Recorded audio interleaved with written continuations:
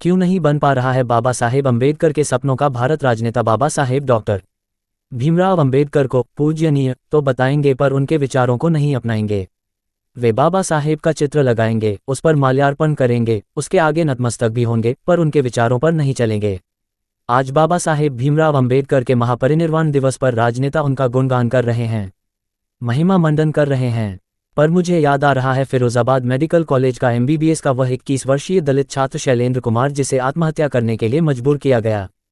Times of India की खबर के अनुसार उसने 3 दिसंबर 2022 को हॉस्टल में अपने कमरे में फांसी लगा ली। बकौल उसके पिता उदय सिंह शंकवार, दलित होने के नाते कॉलेज प्रशासन द्वारा मेरे बेटे का उत्पीड़न किया जा रहा था। उसको इतना टॉर्चर किया गया कि वह आत्महत्या के लिए विवश हुआ। शिक्षा विभाग के ये द्रोणाचार्य पता नहीं कितने रोहित वेमुला को आत्महत्या करने के लिए विवश करेंगे। इन पंक्तियों के लेखक यानी मुझे खुद अपने बेटे की चिंता हो रही है। ये राजनेता बाबा साहेब डॉक्टर भीमराव अम्बेडकर को पूज्यनीय तो बताएंगे पर उनके विचारों को नहीं अपनाएंगे। वे बाबा साहेब का चित्र लगाएंगे, उस पर माल्यार्पण करेंगे, उसके आगे नतमस्तक भी होंगे, पर उनके विचारों पर नहीं चलेंगे। असल में वे संविधान के मूल्यों को ताक पर रखकर मनोविधान को लागू कर रहे हैं। बाबा साहेब ने शिक्षा को सर्वाधिक महत्व दिया था और ये राजनेता उन्हें उनके शैक्षिकी अधिकार से वंचित कर रहे हैं। राउंड टेबल इंडिया के प्रणव जीवन के 4 दिसंबर 2022 के लेख के अनुसार 22 IIT संस्थानों ने अनुसूचित जाति और अनुसूचित जनजाति तथा OBC के 3773 छात्रों को उनकी सीटों से वंचित कर दिया। ये राजनेता एक तरफ दलितों, आदिवासियों, OBC को उनके अधिकारों से वंचित करने के लिए नई नई नीतियां बना रहे हैं ताकि उन्हें जो सुविधाएं मिलनी चाहिए वे न मिल सके। इसी प्रकार सरकारी उपक्रमों का निजीकरण कर उन्हें आरक्षण के लाभ से भी वंचित कर रहे हैं। क्या विडंबना है कि एक तरफ ये दलितों वंचितों के हक मार रहे हैं, वहीं दूसरी ओर उनके मसीहा के आगे नतमस्तक होकर उनके हितैषी होने का दिखावा कर रहे हैं। मानना होगा कि ये अदाकारी में माहिर हैं। किसी भी देश और समाज में समता, समानता, स्वतंत्रता, बंधुत्व और न्याय जैसे मानवीय मूल्य काफ़ी महत्व रखते हैं। बाबा साहेब भीमराव अम्बेडकर ऐसे ही मानवीय मूल्यों का भारत देखना चाहते थे जहां समता हो, बराबरी हो, सभी नागरिकों को स्वतंत्रता हो और सभी में बंधुत्व की भावना हो, सब एक दूसरे से मिलकर रहें। सामाजिक सद्भाव हो, सौहार्द हो, क्षेत्र, भाषा, संस्कृति, जाति, लिंग आदि के आधार पर कोई भेदभाव न हो, जहां महिलाओं का सम्मान हो, विविधता में एकता हो। ऐसे वातावरण में देश निश्चित रूप से चहुमुखी विकास करता है। बाबा साहेब अम्बेडकर ने कहा था कि हम सबसे पहले और अंततः भारतीय हैं। पर भारतीय समाज के हर क्षेत्र में असमानता दिखाई देती है। हमारा समाज वर्गों और जातियों में बंटा है। यहाँ लोग पहले स्वयं को हिंदू, मुस्लिम, सिख, ईसाई, जैन आदि समझते हैं, भारतीय बाद में। भले ही सबको अपना अपना धर्म अपनाने की स्वतंत्रता है और नागरिक अपनी पसंद के धर्म को अपना सकते हैं।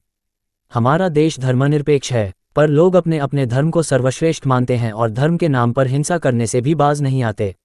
भले ही कभी इकबाल ने कहा हो कि मजहब नहीं सिखाता आपस में बैर रखना, मजहब के नाम पर ही यहाँ सांप्रदायिक दंगे होते हैं। यहाँ फांसीवादी ताकतों को दलितों का धर्मांतरण भी बर्दाश्त नहीं होता है। जिस तरह भारतीय समाज जातियों के नाम पर बंटा हुआ है वह शर्मनाक है। कथित उच्च जाति के लोग अपने जाति के दम्भ में चूर होते हैं, वहीं कथित निम्न जाति के लोग उनका अत्याचार झेलने को मजबूर होते हैं, छुआछूत और भेदभाव से पीड़ित होते हैं।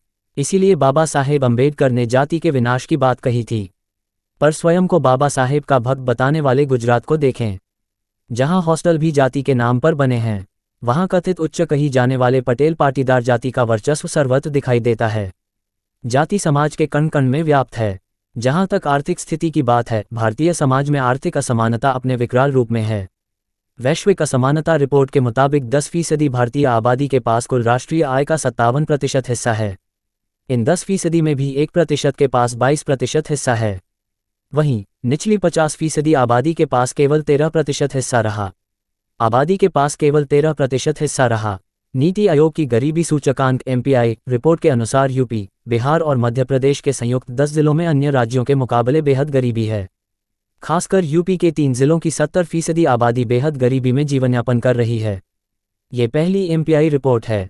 इसके अनुसार देश में गरीबी अनुपात करीब 25.01% है। बिहार में लगभग 51.91% आबादी बहुआयामी गरीब हैं। इसी तरह यूपी के 3 जिलों में गरीबी अनुपात 70% है। मध्य प्रदेश के 3 जिलों में गरीबी अनुपात 60% है। हमारे देश में कथित उच्च और दबंग जाति सफाई कर्मचारी समुदाय को देश के संसाधनों में भागीदारी नहीं देती, उन्हें आर्थिक प्रगति का अवसर नहीं देती। भले ही हमारे देश में सभी नागरिकों को समान अवसर देने वाला संविधान है, पर उसका उचित कार्यान्वयन नहीं होता। दूसरी ओर वास्तव में मनुवादी व्यवस्था यानी यहाँ मनुविधान लागू है जिसमें स्पष्ट कहा गया है कि शूद्रों दलितों को संपत्ति संग्रह करने का अधिकार नहीं है। यदि वे संपत्ति का संग्रह करते भी हैं तो ब्राह्मणों को चाहिए कि वे उनकी संपत्ति छीन लें। यही कारण है कि ब्राह्मणवादी व्यवस्था उनका आर्थिक शोषण करती रहती है। भारतीय समाज में व्याप्त पितृसत्तात्मक व्यवस्था भी बाबा साहेब अम्बेडकर के सपनों के भारत में अवरोधक है। ये व्यवस्था लैंगिक भेदभाव और गैर बराबरी पर आधारित है, जबकि बाबा साहेब स्त्री पुरुष समानता के पक्षधर थे। लैंगिक बराबरी के लिए जरूरी है कि पितृसत्ता का उन्मूलन किया जाए। बाबा साहेब भारतीय समाज को वैज्ञानिक चेतना से लैस देखना चाहते थे, पर हम सब जानते हैं कि इस 21वीं सदी में भी समाज में अंधविश्वास व्याप्त है। कहना चाहिए कि अंधविश्वास के प्रति लोगों की आस्था और बढ़ती जा रही है। इनके चलते आदिवासी और दलित महिलाओं को डायन बताकर मार दिया जाता है। मासूम बच्चों की बलि दे दी जाती है। धार्मिक प्रतीकों को लेकर लोग मरने मारने पर उतारू हो जाते हैं। अंधविश्वासों और धार्मिक कर्मकांडों में लोग अपनी मेहनत की कमाई बर्बाद करते हैं। यहाँ तक कि लोग कर्ज लेकर भी अंधविश्वास और रूढ़ियों को निभाते हैं। बाबा साहेब ने इसीलिए शिक्षा पर सबसे अधिक जोर दिया था। वे चाहते थे कि लोग शिक्षित होकर चेतनशील बने, वैज्ञानिक चेतना को अपनाएं, अंधविश्वास दूर भगाएं और अपने जीवन को बेहतर बनाएं। आज की राजनीति अपने वोट बैंक के लिए जिस तरह से धर्म और पूंजी का इस्तेमाल कर रही है वह हमारे संविधान और लोकतंत्र के लिए खतरनाक है। यहाँ राजनीतिक दल बाकायदा ये समीकरण बनाते हैं कि इतने फीसदी वोट हिंदुओं के होंगे, इतने दलितों के, इतने मुसलमानों के, सिखों के, ईसाइयों के आदि। यही वजह है कि यहाँ धर्मों और जातियों के आधार पर ध्रुवीकरण किया जाता है। इससे राजनीतिक दलों का स्वार्थ तो सत्ता है, पर धर्म और जाति के नाम पर देश के नागरिकों के बीच दीवारें खड़ी कर दी जाती हैं। ये राजनीति न केवल हमारे संविधान बल्कि लोकतंत्र की मूल भावना के खिलाफ है। दलित चिंतक, साहित्यकार और समय संज्ञा के संपादक ईश कुमार गंगानिया अपने संपादकीय में उचित ही कहते हैं कि राजनीति अपना हित साधने के लिए पूंजी यानी पूंजीपतियों का मोहरा भी बनती रही है। इस गठजोड़ के चलते आम आदमी के आर्थिक हितों का दोहन होता है। जब राजनीति अपने साथ धर्म और पूंजी दोनों को साध लेती है तो एक सशक्त त्रिभुज बनता है। जब मीडिया इस त्रिभुज को चतुर्भुज बनाने में इनके साथ होता है तो जनता चौतरफा मार झेलने को बाध्य होती है। हमारा लोकतंत्र 4 स्तंभों पर खड़ा है जिसे कार्यपालिका, विधायिका, न्यायपालिका और मीडिया कहा जाता है। आज की तारीख में ये चारों स्तंभ ही कमजोर हो रहे हैं। एक खास विचारधारा सब पर हावी होती जा रही है। निश्चित तौर पर यह बाबा साहेब के सपनों के भारत को ध्वस्त करने में लगी है। बाबा साहेब द्वारा निर्मित संविधान को नुकसान पहुंचा रही है, लोकतांत्रिक मूल्यों का ह्रास कर रही है। एक तरह से ये लोकतंत्र को तानाशाही में बदल रही है। बाबा साहेब ने एक जमाने में दलितों, वंचितों, महिलाओं का शोषण, उत्पीड़न करने वाली, उन्हें गुलाम बनाने वाली मनुस्मृति का दहन किया था। क्या ये समय मनुस्मृति के पुनःवापसी का समय है? सूचना सिर्फ मान्यताओं और जानकारियों पर आधारित है। यहाँ ये बताना जरूरी है कि यह मेरा वीडियो किसी भी तरह की मान्यता, जानकारी की पुष्टि नहीं करता है। किसी भी जानकारी या मान्यता को अमल में लाने से पहले संबंधित विशेषज्ञ से सलाह लें। धन्यवाद।